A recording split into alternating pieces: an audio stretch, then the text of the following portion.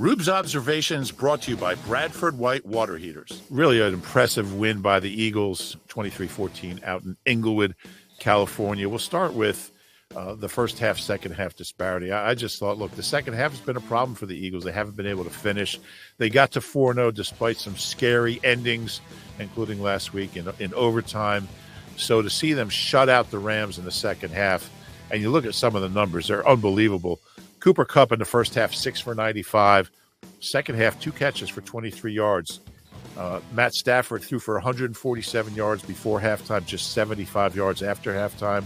The Eagles outgained the Rams 250-71 in the second half. 21 of those 71 yards, I don't even want to count them because they came with like 12 seconds left when the game was over, and the Rams were trying to pad their stats. I hate that. Don't pad your stats. It's embarrassing. So really, for all intents and purposes, they outgained them 250-50 in the second half. They had the ball for 19 minutes and 44 seconds in the second half. So the Rams only had the ball for 10 minutes.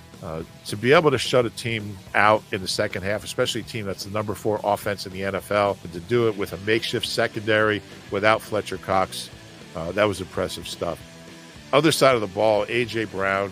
You know, when the Eagles got A.J. Brown on draft day 2 seasons ago, I knew he was good. I knew he was really good. I had no idea he was this good. My mind is blown at the ability he has, the consistency, the playmaking, the toughness, the physicality he brings to a position that's not necessarily known for it. So he's got 433 yards in his last 3 games. It's been 71 years since an Eagle had that many yards in a 3-game span. And the last guy to do it was Bud Grant, who you might know as the Vikings head coach for a long time. Bud Grant played 1 year for the Eagles as a rookie, had 997 yards. The last 3 games of his career, he had 445 yards. Never played an NFL game after that. He went to the CFL. He played up there for a while. Hopefully, these were not A.J. Brown's last 3 NFL games. Hopefully, he doesn't go to Canada next week.